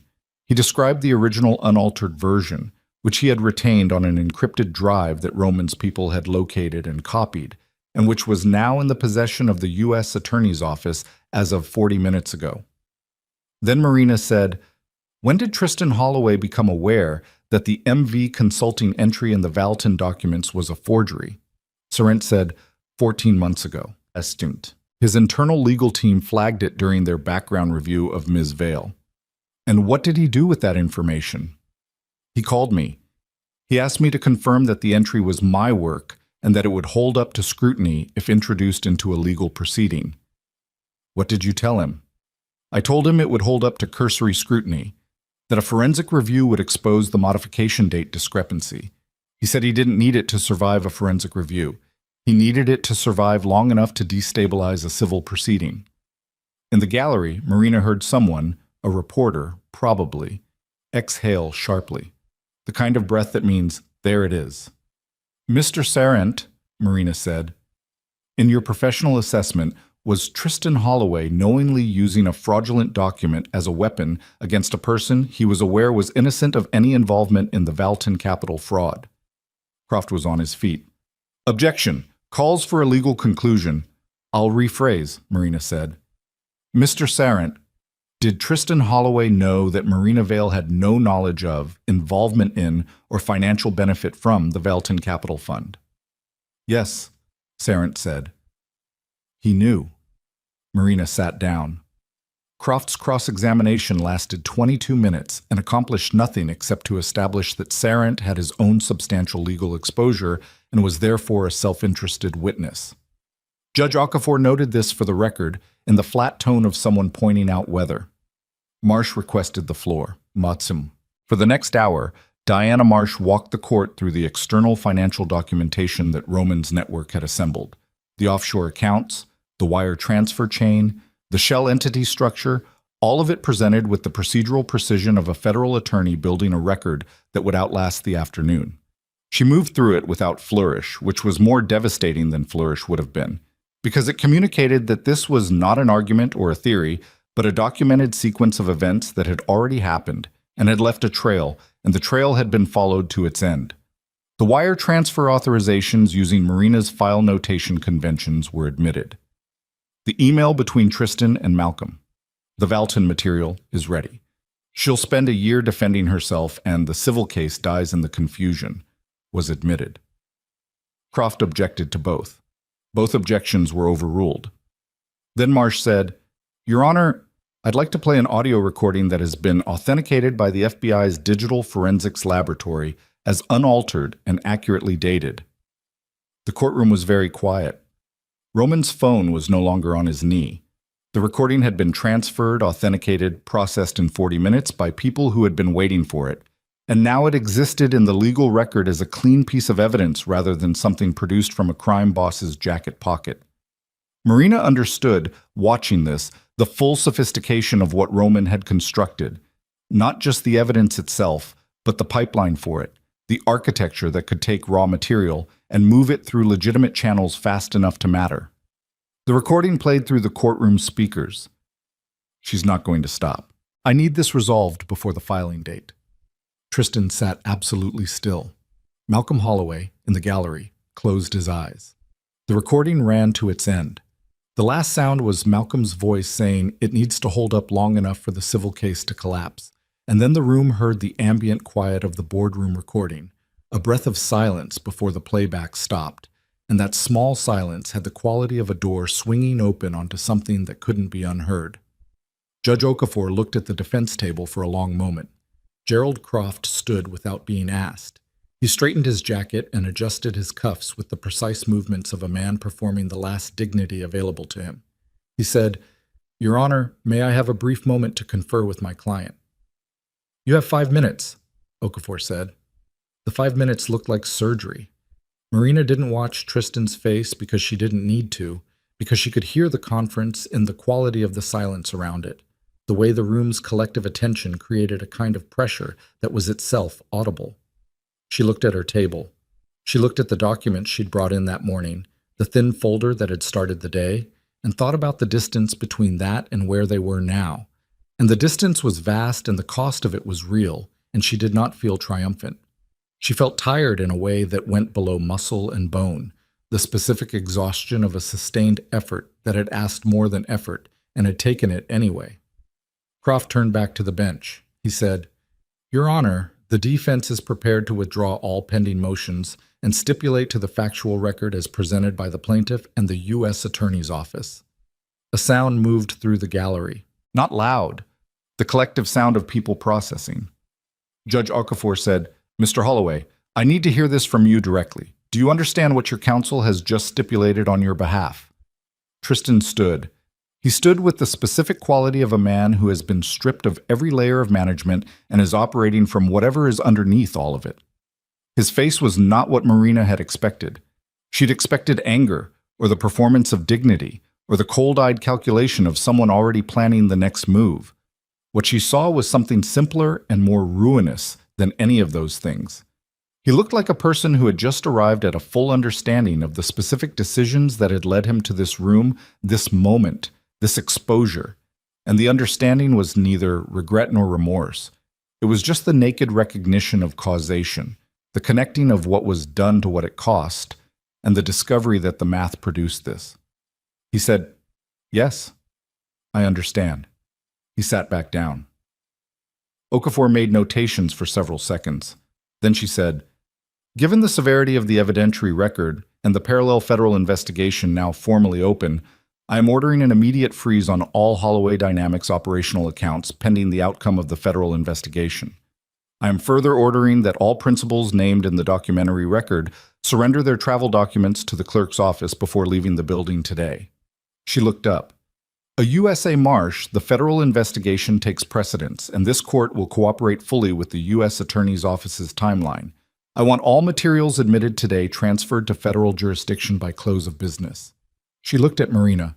"Ms. Vale, on the original civil claims, wrongful termination and defamation, based on the record now before this court, I find sufficient grounds to proceed. We'll schedule the full hearing for the matter, but I want to note for the record that the evidence presented today substantially corroborates the plaintiff's account. The motion to dismiss is denied in its entirety."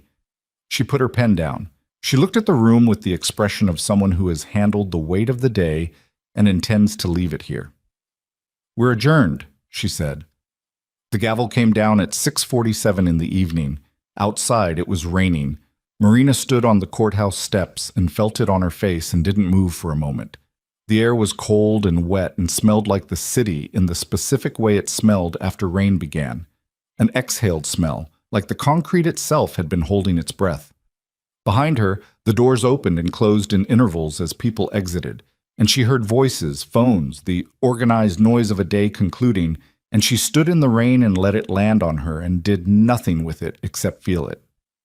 Tristan was taken from the building through a side exit with 2 federal agents, his travel documents surrendered, his attorneys dispersed into their own private emergencies. She hadn't watched him leave. She'd been told about it afterward by a court officer who appeared to believe she'd want to know. She hadn't been sure she wanted to know, but she filed it. Malcolm Holloway had been escorted by a federal observer to the clerk's office on the second floor, where his passport had been taken with the quiet efficiency of a process that had been prepared in advance.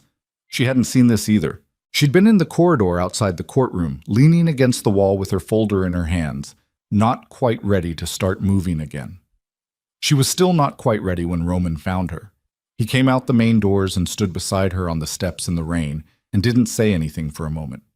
They both looked at the city, the wet street below, the headlights of traffic moving through the intersection at the bottom of the courthouse steps, the buildings running their lights in every direction as the evening established itself. Roman said, "It'll take 6 to 9 months for the federal case to run its course. The civil damages hearing is probably a year out. You should have an attorney by then." "I know. I can provide names. I'll find my own attorney."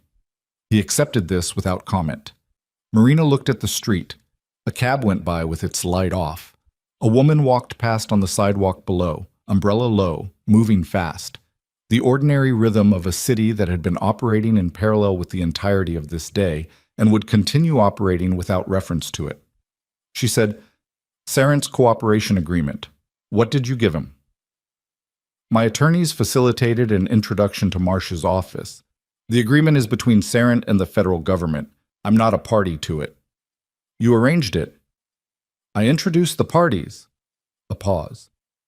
"He'll likely receive a reduced exposure in exchange for full cooperation.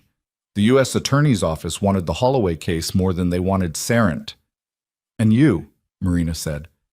"What does the U.S. Attorney's Office want with you?" Roman looked at the rain. The water ran off his jacket without apparent effect.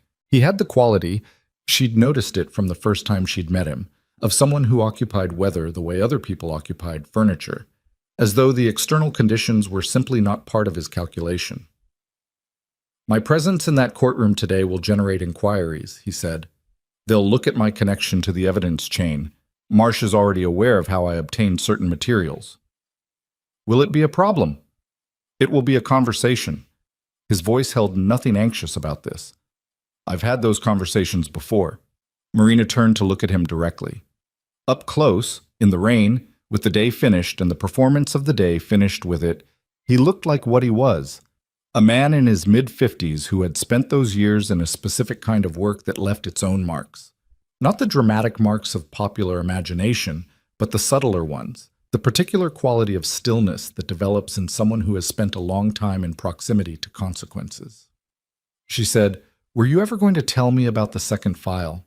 If today had gone differently? If I hadn't pushed?" He thought about this. She appreciated that he actually thought about it rather than producing an immediate answer. "I would have told you before the Valton documentation became a threat to you in the proceeding," he said. "The specific timing depended on how the hearing unfolded." "That's not an answer." "It's the accurate answer." He looked at her. "I needed the proceeding to reach a point where the full record could come in cleanly. If the second file surfaces too early, Croft asks for a continuance to investigate the source. The federal angle gets complicated, and we lose the room. The sequence mattered." "The sequence," Marina said, "cost me 3 years." "The Holloways cost you 3 years. And your decision to hold the Valton proof added another 2. He said nothing. She turned back to the street. The rain was coming harder now, and she was getting wet in a way she'd stopped managing at some point in the last few minutes. Her jacket was damp at the shoulders, her hair had given up, and she found she had no particular feeling about any of this, which was itself a kind of feeling. She said, "I want to know something, and I want you to tell me honestly." "All right. Did you target me?" "From the beginning." "Did you identify me as the person who had internal documentation that you needed, and then arrange to make contact and construct this in a way that kept me exactly where you needed me to be?" The rain on the courthouse steps, the traffic below, the pause that Roman Vescari took before answering, which lasted long enough to answer the question by itself. "Yes," he said. Marina nodded, once, the nod of someone receiving information they already had but needed to hear confirmed. "The arrangement benefited you," he said. "The outcome today, I know what the outcome is." She turned to face him fully. I'm not angry about it in the way that you're expecting me to be angry about it. I'm angry about the specific choice you made to withhold what you knew about Sarent's forgery instead of warning me, and I'm angry because I would like to be angry at you about it, and I can't entirely justify the anger because I understand the logic, and the logic was not wrong, and that is its own kind of infuriating. She paused. What I'm telling you is that I see it clearly, the whole shape of it, and I'm not going to pretend I don't. Roman looked at her with an expression she hadn't seen from him before. It wasn't the controlled neutrality of the courtroom or the tactical attention of the hallway. It was simpler than either of those things. It was the expression of someone being seen accurately and registering the experience of it. He said, "That's fair." "Yes," she said, "it is." She picked up her folder. It was damp at the edges. She looked at it, the thin file she'd carried in this morning, the document of 3 years, and thought about where it had started and where it had ended, and all the specific costly distance between those 2 points. She said, "What happens to you now?" "The business continues," Roman said. "What happened today removes a complication. The Holloway family's financial structures were being used to move money through channels that created interference. That interference is resolved. And the people whose money was being moved. We'll make other arrangements." He said it without editorial. It was a description of how his world operated, delivered without apology or defense, the same way you'd describe weather. Marina said, "I'm not going to pretend that's nothing." "I know. What the Holloways were doing and what you're doing aren't the same thing, but they're not entirely separate things either." "No," he said. "They're not." She looked at him for a long moment. She thought about the restaurant 2 weeks ago, the back room, the way he'd laid out what he had and what he needed with the precision of someone presenting a business case, and she thought about how she'd sat across from him and understood, not consciously, not in language, but in the way the body understands things before the mind does, that she was being offered something and the something had strings, and she'd decided to take it anyway because the alternative was going back to the apartment and the printer and the cold coffee and the slow erosion of believing that the process would eventually produce the right outcome on its own. She'd made her choice. She was standing in the rain on the other side of it. "I'm going home," she said. Roman nodded. She started down the steps. She'd reached the bottom, the wet sidewalk, the city resuming itself around her in every direction, when she heard him say her name. She turned. He was still at the top of the steps. The rain had done nothing to him. He stood in it with his hands at his sides and looked down at her with that expression she couldn't fully categorize, and he said, "The truth was always yours. I just made sure people saw it." Marina looked up at him.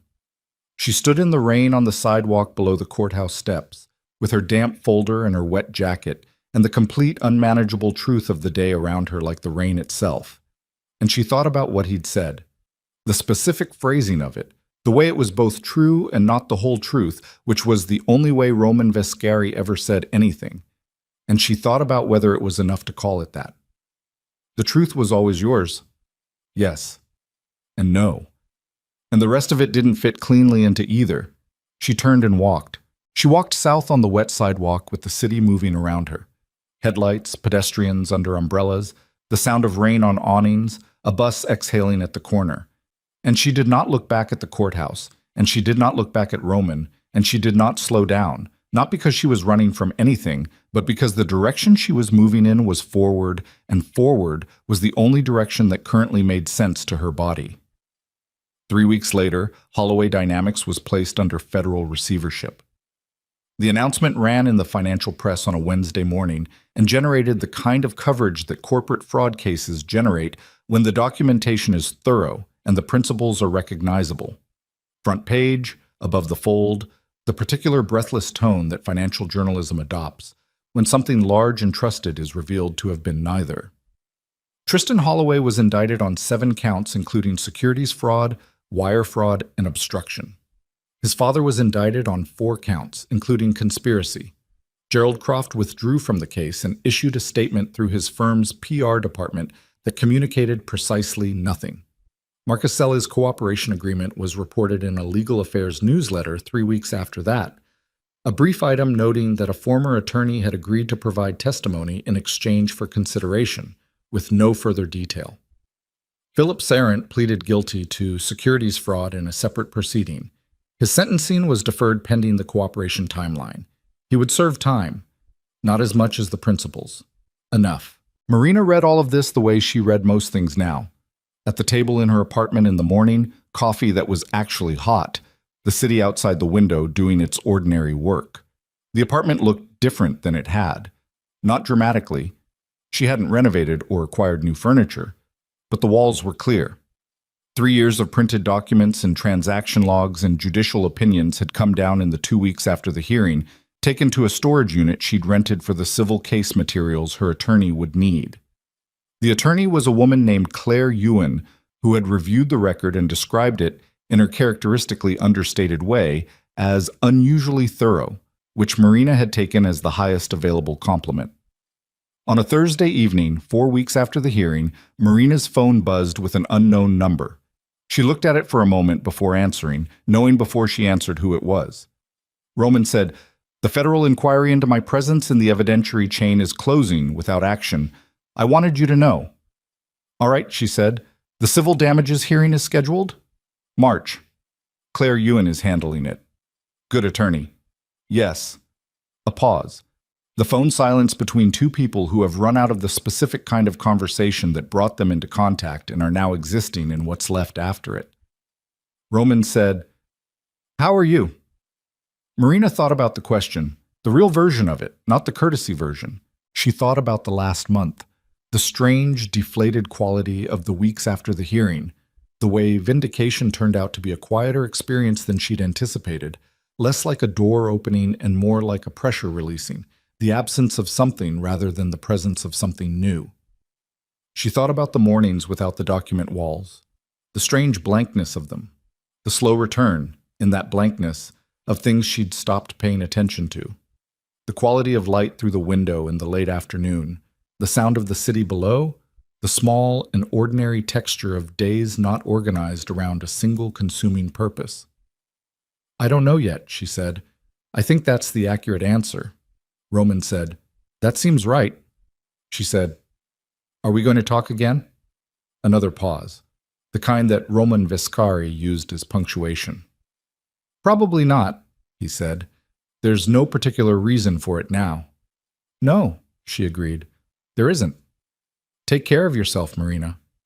"You too," she said, because it was the available response, and because she meant it in the specific limited way you can mean something like that for someone whose world operates by rules you don't share and don't intend to share. Someone who moved through your life at speed and left something. Not warmth, not exactly, but a kind of clarity. The residue of having been seen by someone who was not interested in anything except the accurate shape of things. She hung up. She set the phone on the table. She looked at the window. The city. The evening light doing its particular work on the buildings, the way it found the glass and multiplied itself, hundreds of windows going amber all at once in the half hour before dark, the city briefly lit from inside its own surface. She thought about Tristan. Not with anger, which had surprised her. She'd expected the anger to be larger, more sustained, the kind of rage that carries you through legal proceedings and then parks itself in your chest and takes up permanent residence. What she found instead was something quieter and more final than anger. Something in the category of conclusion. He had been a specific kind of person who had made a specific series of choices, and the choices had produced this outcome, and the outcome was now a matter of federal record, and she did not need to carry him anywhere in her anymore. She thought about the 5 years at Holloway Dynamics, not the betrayal of them, but the work itself, the actual things she'd done every day before the day she found the first irregular transfer. She'd been good at it. She'd built something real, and the fact that it had been built on top of something rotten didn't change the quality of the construction. She knew that now with a specificity she hadn't had before. She'd been good at the work, and the work had been real. And what happened after wasn't a verdict on the work. She got up from the table, she washed her coffee cup, dried it, put it back in the cabinet. She put her jacket on and her keys in her pocket and went down to the street. She walked without a destination. The city in the evening, the food smells from restaurants coming open, the dry cleaners lit up and almost empty. 2 kids on the corner making each other laugh about something, a dog pulling a woman in the direction of the park. The ordinary composition of it, all the specific textures of a city operating without reference to any single person's story. She walked for an hour. She didn't think about anything in particular. She let the city be around her without managing it or processing it or organizing it into something that meant something. She had spent 3 years managing and processing and organizing. She was capable of it. It had served her. She was also, she discovered, capable of this. Of walking in the evening with no folder and no agenda and no destination, in a city that didn't know her name and wasn't currently arranging itself around the question of what she could prove. The park was ahead. She went in. The trees were doing the late season thing, the leaves mostly down, the branches showing their actual structure against the sky, all those clean angular lines that you couldn't see in summer, the tree as it really was underneath the growth. She walked the path through the center of the park and came out the other side and stood on the sidewalk at the edge of the park for a moment, looking at the city and the direction she'd come from. The courthouse was 7 blocks north. She couldn't see it from here. She turned south and walked home. She climbed the 4 flights to her apartment and let herself in and stood in the kitchen for a moment in the quiet. The clean walls, the coffee cup she'd dried and put back. The window going dark as the evening completed itself outside. She thought about what she'd had, and what it had cost, and what she had now, which was not the same as what she'd had before, and was also not nothing. It was something specific, something with real dimensions, a life from which 3 years had been taken and which had not collapsed in the taking. She was 38 years old, and she was standing in a kitchen she'd lived in alone for the worst years she'd ever spent. And the years were over, and she was still standing. That was not everything. It was not nothing. She made dinner, she ate at the table. Outside, the city ran itself through the night in the ordinary way it always did. All that light and motion and human noise, a million parallel lives conducting themselves without reference to any single one. And Marina Vale sat at her table and finished her meal and washed her plate and went to bed. In the morning, she would call Claire Ewan about the March hearing. She would make a list of things she'd been putting off, small things, administrative things, the ordinary infrastructure of a life that had been deprioritized for 3 years in favor of the single thing. She would, at some point, think about what came next professionally, what she wanted to build now, what she was capable of now that she knew with certainty what she was capable of. But that was morning.